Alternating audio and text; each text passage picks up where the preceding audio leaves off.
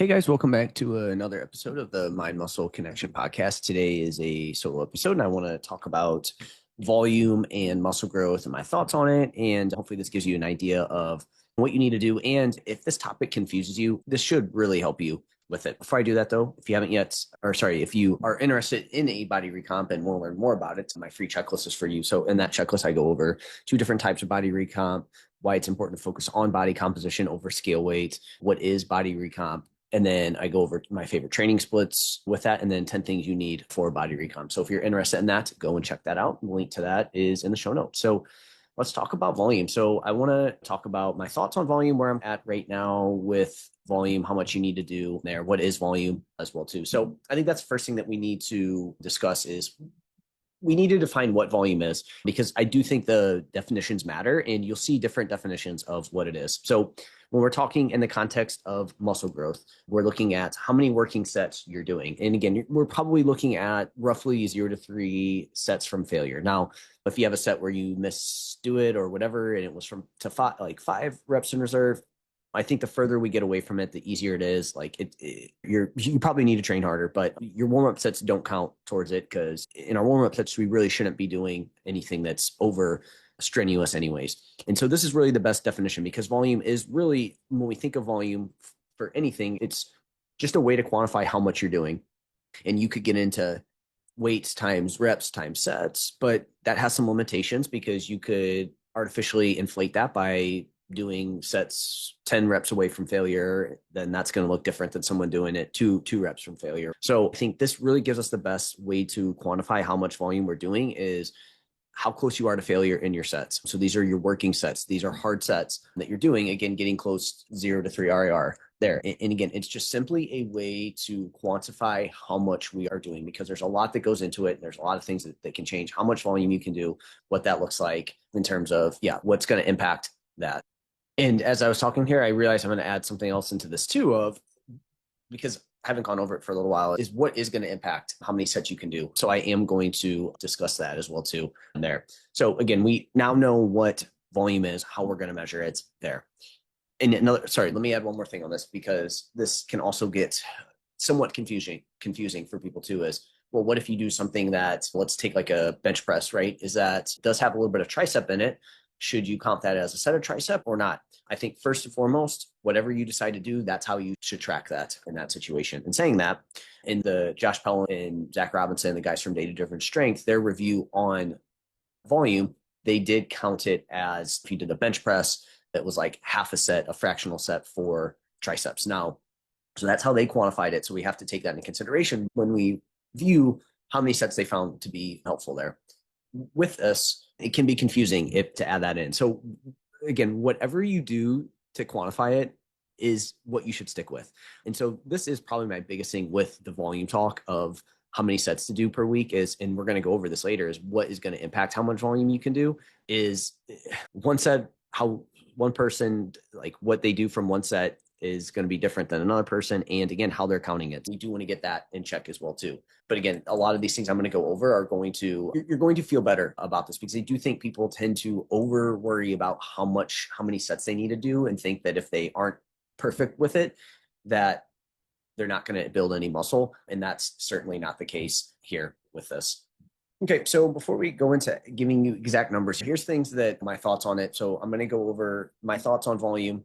I will give you some guidelines of how many sets you could do, things I think are important in the process. And then I'm going to wrap up with things that will impact the amount of volume that you do, how many sets you do there, because that's a huge piece of it. So first, the most important thing here is people tend to focus too much on numbers, and they focus too much on quantity, how much they're doing, over quality. And so my main thing is, I'm more concerned about the quality of work that you're putting in versus the quantity. Again, you could sit here and be like, hey, I've heard you need to do 10 to 20 sets, but you do 20 sets and the quality is terrible, right? What's going to make up the quality? And so I'm looking for 3 things in each set. Making sure that you're lifting with the correct tempo. So that doesn't mean you need to go super slow. It doesn't mean it has to be there's no magic tempo. It's just, okay, let's just make sure we're not going super, super slow, and we're not just dropping the weight. Those are 2 things. Other than that, we have a lot of wiggle room in between in terms of what we can do. We're also looking at proper exercise technique execution, and that's going to look different for whatever that exercise is in terms of what that looks like. And we just want to make sure that, hey, if we're doing a lift, it is putting tension on that muscle that we're trying to hit in that exercise there. This would look like if you're trying to do a dumbbell lateral raise, maybe again, finding a way that it's going to put more tension on your delts. You're also not just doing so much weight that then now you're having to use your entire body to get the weight up, right? So just an example of that, but this is hard to give an example on a podcast of what that looks like. And it is very dependent on the exercise and what we do there. Another example would be for some people, there's kind of, hey, should you stop your squat short? Should you go ass to grass? It depends on what we're trying to do. Are we trying to hit the quads? If that's the case, you may not necessarily want to go as low as possible. You might have to stop just a little bit higher. That doesn't mean you half rep it, but again, you may not necessarily go all the way down. So more range of motion wouldn't necessarily be better in that situation on there. So we want to make sure we have the proper technique execution and then the right intensity, right? So we need to make sure the set is tough enough.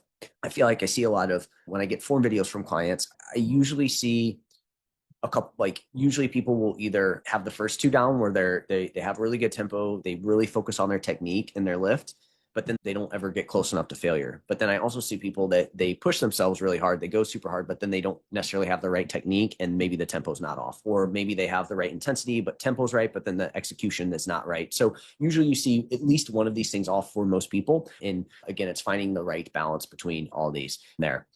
But again, people will overanalyze how many sets to do and they don't dial these in. And so that's why they feel like they need to do a lot just to quote unquote feel something. If you're not dialing in your quality, you may, so in that example of the person they're keeping their technique is good, their tempo is good, but they're not getting close to failure. Yeah, that person's going to feel like they need to do a lot of sets to feel anything and to feel like they're working hard, right? You may need to do more in that situation. So that's why it's like, all right, if that's the case, instead of adding more sets, we need to continuously get you to train closer to failure and you'll be good to go.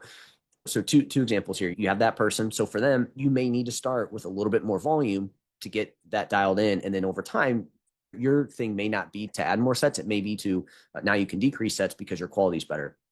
You take another person who maybe they don't really have their tempo down or their execution's not right, but they're like really pushing it to failure. They just lift heavy and they just go super hard and train hard. For them, you might need to start a little bit lower in volume. And then over time, you get the quality dialed in and you could start to add maybe a little bit more sets, or maybe just by increasing the tempo and the technique, you can keep volume the same. So it does depend on where the person's at. And there's a skill component to this that over time you can get dialed in that will change what you can do. But we want to focus on quality. Like that needs to be the driver versus exact sets and just doing more. We need to look at that there. And saying that, what you enjoy matters. So a lot of people will be like, hey, you need to do 6 to 10 sets. It needs to be low volume. This is going to be the best for muscle growth. I think one of the analogies I heard was like, if there's a store that is has what you need and it's closer, would you go to that one or would you go further and walk further to get it? I think it was something like that. And it's, of course, you're going to go to the one closer, but what if you like the one further away? Maybe there's something there with it. So you would potentially be okay with that. This is the same concept here. If you like doing more volume, then keep doing it. If you like lower volumes, then keep doing that. I think there needs to be a preference here of what you can do and what you can stick with over the long term. I'm not really overly concerned about what's going to build the most muscle in the shortest amount of time. It is ultimately with muscle, it's what's going to keep you coming long term and staying consistent, and what can you do regularly, right? And different periods of time are going to call for different methods. And I think what you enjoy and what's going to keep you pushing and staying consistent is ultimately going to be the most important. Again, it may help to test out slightly lower or slightly higher volumes, but personal preference is important. And always come back to, could you potentially increase your quality? And that may change things a little bit, right? Like for me, I feel like I've decreased how much volume I'm doing, but I also now take things closer to failure more often, or at least push things closer to 1 to 2 RIR and really push that, versus maybe I was keeping things a little bit more in the tank with higher volumes there. And again, the skill component of really learning how to not only have good tempo, have good technique, but also push yourself close to failure. Like that is a skill that takes some time to be able to take it to the house like that. And so that is going to determine how much volume you do. So again, maybe you like staying a little bit further away from failure, or maybe you like doing less sets and taking it closer to failure. What you enjoy matters greatly here in this. And then people will argue, so this is my third point here, people will argue high or low volume. There's everything in between, right? Like why does it have to be high versus low? Plus, what is even considered high or low? I think it just is very obviously 3 sets is low, but is 10 sets low volume? For some people that may be, but for some people that may be moderate. So it's just, what is high versus low volume? And you also don't have to always stay at the same number of sets. You can cycle your volume based on the phase of nutrition you're in, your time, and your overall recovery and what you're working on. And this can change for other body parts that you're training as well too, right? Like it doesn't have to be across the board of, hey, you need to do 6 sets for every single muscle group. So I think we just need to be careful with labeling things high or low when, again, are we all talking the same? And again, there's everything in between. What's wrong with moderate volumes there? I think it's interesting with that. I think we also need to make sure we don't confuse the pump or burn with muscle growth or good workout. I also feel like this is why a lot of people think they need to do high volumes is they think that they need to have that pump or that burn. And sometimes that can come from like just doing high kind of pump type sets where you're just doing higher reps, lower weight, and really pushing that and just try and chase that pump and feeling like you need to be sore and you need to do a lot. And so again, I think that's another big reason why people think they're worried about going a little bit lower volume is it's, oh, well, I don't feel the same when I do that. And we can't, what you feel in the short term has less of an impact on how effective the workout is for building muscle than what people think. That's probably the biggest thing that I see when people come from maybe a higher-ish volume and they do a little bit lower volume. Say they're doing 15, 20 plus sets per muscle group per workout or per week or whatever it is. And then I give them something that's a little bit more moderate in the 8 to 12 set range there. And I didn't have the same pump. This wasn't as good of a workout. I'm going to lose muscle. And we can't confuse that with a good workout, a good hypertrophy workout. Because again, hypertrophy is, hey, are you getting close to failure? Are you doing enough? Are you doing enough over time, right? You're not just doing, say, 1 set per week. And then what are things outside of the gym? Are you feeling enough? Are you recovering enough? And then are you doing that over extended periods of time as well, too? Because that's going to be super important. And are you continuously pushing it and getting stronger over time and progressively overloading over time? That's going to be the biggest driver of muscle growth than getting a pump or a burn in your workouts there. And sometimes those don't necessarily line up. And when people don't necessarily feel something, they think that they're not, if they don't feel something in the short term, they feel like it's not going to help them build muscle. And on top of it, building muscle is just a slow process that it can be easy to be like, nothing's happening. So another thought here is if you're getting good results from what you're doing, keep doing it, right? Could you potentially do a little more or a little less and see just as good or better results? Maybe, but you're not going to lose muscle either way. So people will be like, they're doing stuff, they feel like they're seeing decent results, they're feeling good, but then someone says, hey, you need to do low volume. Hey, you need to do high volume. This is better than that. And then they think they need to switch it up and they're constantly changing. And that could be problematic, right? So if you're seeing results like this, don't necessarily need, and you're on the higher side, maybe you could go a little bit lower. If you're on the lower side and you're seeing good results, maybe you could go a little bit higher. I do think from a time management perspective, if you're doing higher volumes, right, you're doing a lot, I would mess with quality and see if you can get away with a little less to save some time. But it comes back to personal preference. You don't necessarily have to do that. That's just something where, hey, maybe you could see a little bit more, you could be more time efficient. And that can open up space for other things that you could do, whether that's cardio or more time with your family or more time at work, more self-development, more recovery, whatever it is, right? Like it could save some time from that perspective there. Another hobby that you want to do. Here's the thing though, you're not going to lose muscle either way. Again, what may happen is just because you're not doing as high volume, maybe you don't have as much swelling or inflammation. And so you don't have that pump, that constant pump. So you may feel like you're smaller, but you're not actually losing muscle. It's just the artificial size could potentially trend down there. So again, what you're doing, and it's working, maybe you experiment a little bit, but you also don't have to. But again, you could get a little bit more from doing a little bit more, or you could get more from doing a little bit less. I also feel like a lot of people, so this is my next point, is people try to rush muscle growth by just doing a lot. I feel like I can't build muscle on low volume is what I'll typically hear. But muscle growth is slow and you can't speed this process up. Plus, what you do outside of the gym matters a ton too. Again, people try to just force their way to more muscle growth by thinking that if they just do more and more, that's going to lead to more muscle growth, but their quality goes down. Maybe they also are not doing things well outside of the gym. Maybe their programming is not great. And so I feel like a lot of this comes from a lack of patience and thinking that if you just do more, it will just come on faster and you'll be able to build muscle quicker and get more overall there. And that's not the case, right? So I think a lot of it comes from a lack of patience as well too. And just thinking that if you just push your foot on the gas pedal harder, you're going to build muscle quicker. And again, there's things that if they're not adequate enough, you could be hurting muscle growth a little bit. But once you get things to adequate levels, just doing more and just trying to like push harder is not necessarily going to lead to more muscle growth. Some examples of this would be, again, hey, you're doing enough volume, your quality's good. Just doing more volume isn't necessarily going to build more muscle. Same with protein, right? It's, hey, if you just eat more protein, that's not necessarily going to lead to more muscle growth. Once you get enough protein, you're good to go. Now, if you're severely under eating protein, yeah, that might be something that if you get to adequate levels, that can help with the muscle growth process. But once you get enough, just doing more is not going to help with muscle growth. Calorie surpluses. Again, yeah, if you're under eating and you start to eat enough, that's in training's on in a good spot, you're probably going to that's going to help with building muscle. But once you have those boxes checked, just eating more calories isn't going to build more muscle. Just training harder isn't necessarily going to build muscle if there's something else outside of the gym. Again, if you're not training hard enough regularly, then getting to adequate levels of intensity is going to help with muscle growth there. But you can't just keep pushing that same lever and just pushing down harder on the gas pedal. And so my next thing here is recovery and time end up being the biggest bottleneck for most people. I would say recovery time and quality end up being the biggest bottleneck anyways, right? We can sit here and debate the optimal volume for muscle growth, but for people with normal lives over 30, time and recovery end up really being the biggest bottlenecks. And like I said, quality, because again, we do want to make sure as we do more volume, our quality stays high.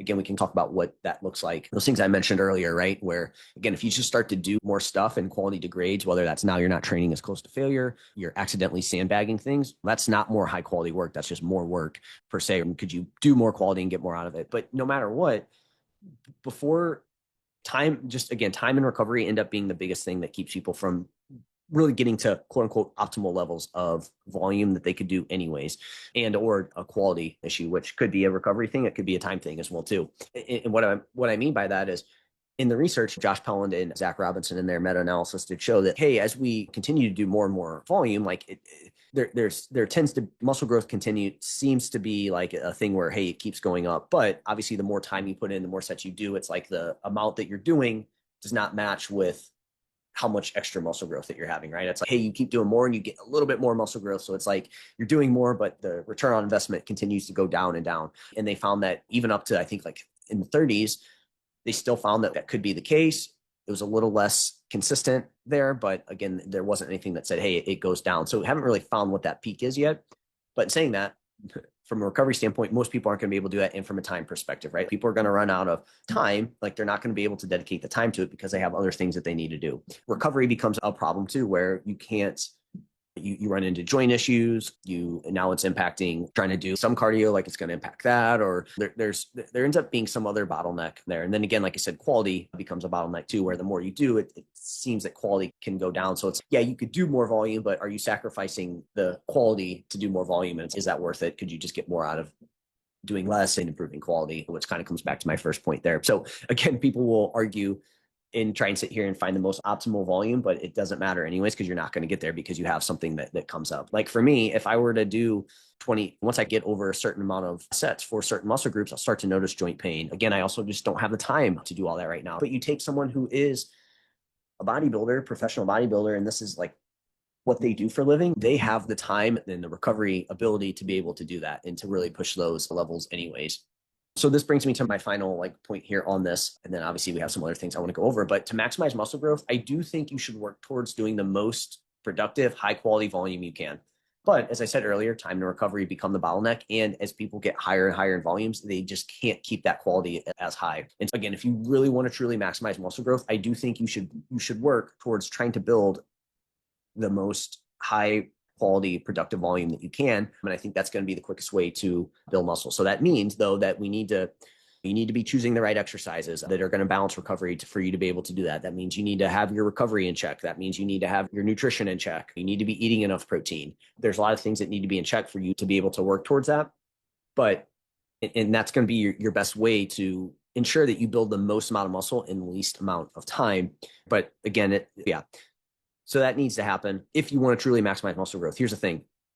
Not everyone needs or should try to maximize muscle growth, nor do they want to. You might think you want to, but again, you run into these issues. And again, not everybody needs to do that, right? This is a different conversation of someone that wants to be in relatively good shape, but they don't necessarily want to build as much muscle as possible. All right, that already is, hey, you don't need to stress about the most optimal volume anyways, right? You just need to focus on getting better quality sets in for what you're already doing, right?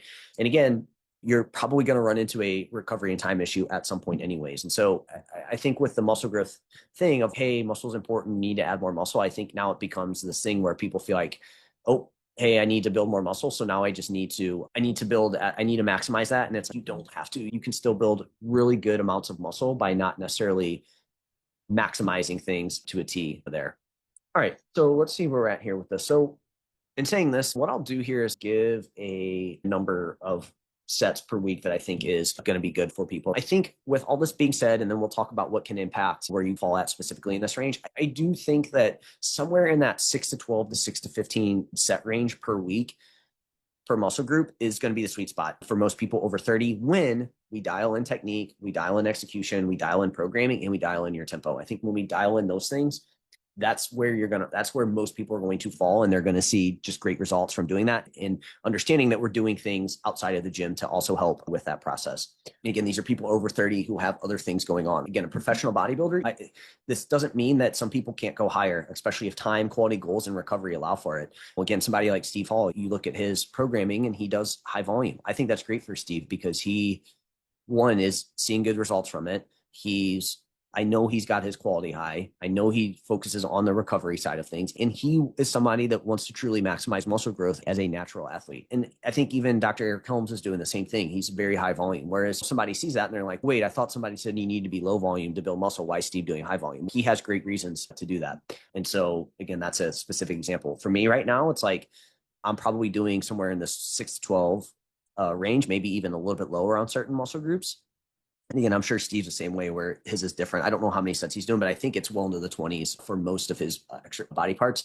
Don't quote me on that, though. You obviously have to actually look at Steve's there.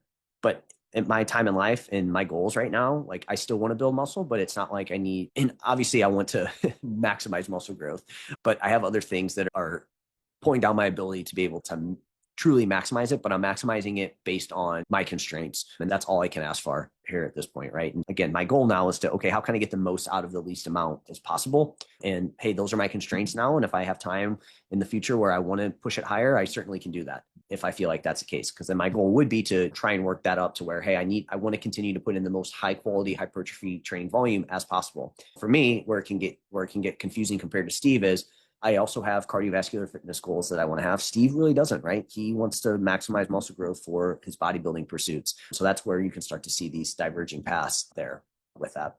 So now I just want to briefly go over what are going to be some things that impact this as well too, right? Because this is going to be huge in terms of sets. So first, again, I think the most important is how are we counting it? Are you counting direct sets? Are you counting indirect sets? What does that look like? From there, intensity of your training, right? So the more intense you train, you'll likely do less volume than somebody that's training with lower intensity, right? You take someone who's consistently training at 1 to 2 RIR, they're likely going to, in most cases, do less sets than somebody who is training far away from failure. Not always the case, but again, generally speaking, it's going to limit how many sets you can do on there. The specific muscle group you're training. For some people, certain muscle groups are more responsive than others, and some take longer to recover. And so that's going to impact how many sets you can do, right? So it's not already off the board. You can see where that's why there's a range to it, and it's hard to know for sure. Other training and exercise you're doing, right? So the less training you do outside of hypertrophy work, the more volume you'll likely be able to do in hypertrophy if that's the only thing that you're doing. But if you start adding in cardio, playing sports, movements, like that's going to impact how many sets you can do overall. And again, it's going to be dependent on the person. Some people are going to be able to, if they have more recovery going on, like they're going to be able to do that. They may be able to do a bit more. Again, like I said, training age is going to matter. Like your kind of training skill, essentially. So somebody that's got a good training skill, like they could probably they could get away with, it's going to lower how much you're going to need to do when you can push close to failure and do all those things that I talked about. So it's like one of those things where, yeah, over time, you're going to need to do more, probably to continue to build more muscle, but your quality of training can impact that number, essentially. Exercise selection, this is a huge one, right? What are we talking about? Are we talking about 15 sets of squats? Again, if you're doing more compound length and biased exercises, that's probably going to lower how many sets you're going to be able to do. And so that's why we want to have a good blend of, say, things like some short overload, shortened bias exercises on top of that, because that's going to be able to impact how many sets you can do there. Not only from a range of motion standpoint, you probably want to hit all ranges of motion you don't want to leave one out per se. But when we also look at programming and how many sets we can do, again, you take like a deep stretch on your quad and say like a split squat, right? You got your heel elevated, you're getting a really good deep stretch in your quad, and then you take like a leg extension, again, which is a shortened positioned exercise, right? It's going to be harder in the shortened position. You're probably going to be able to tack on a little bit extra volume with the leg extensions versus, again, like a back squat or a hack squat with good deep stretch in your quads there. Rest times in between sets will impact it. If you rest enough in between sets, you can get in more high quality volume, which can potentially decrease how many sets you do, right? If you take short rest times, you may have to do more sets than someone who rests long enough in between sets. So rest times will impact it. Again, recovery outside of the gym. The better your recovery is, the more intense and the more volume you'll be able to do. Your sleep and stress management play a role here. And being in a deficit too, right? So you're likely not able to do as much high quality volume in a deficit. So certain phases of your life, you may do more volume or less depending on your recovery. So that's going to have a huge impact. And there's probably a genetic component to that as well too. Your cardiovascular health, the better your aerobic base is, the more volume you'll likely be able to handle and recover from there. Again, how you count your sets, we talked about that. And again, genetics. Some people will just likely respond better to higher volumes, where others maybe respond better to lower. And some people can recover and handle higher volumes, whereas others can't. So there is a huge genetic standpoint to that there. So those are going to be the main things that are really going to impact how many sets you can do, right? So again, I still say, hey, most people should fall in that 6 to 15, but you may fall outside of that based on these things that we talked about, goals, etc. There. Just trying to think if there's anything else I want to say on this. Again, if you're going to start to add sets, make small increases, don't do a ton of increases there.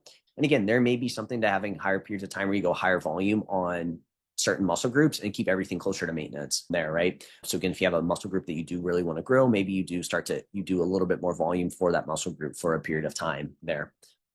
So again, maybe it's not something where you just increase sets on everything. It's just a few muscle groups there. Cool. I think that sums up everything in terms of volume, my kind of current thoughts on volume for muscle growth. Again, I think if you nail things outside of the gym, you go in, you have a good program to follow, it makes sense, and you're pushing yourself and you're continuing to get better at execution over time, like you're going to build muscle. You don't have to stress over every last set that you're doing. Are you doing enough? Do you need to add 2 sets? Do you need to take one away? Are you doing too much? Are you not doing enough?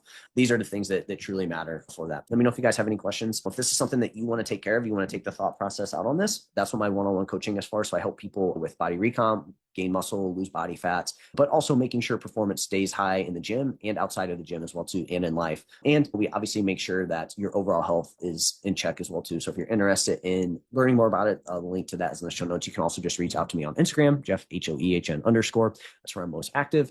And that's it for this episode. If you guys have any questions, let me know. Talk to you soon.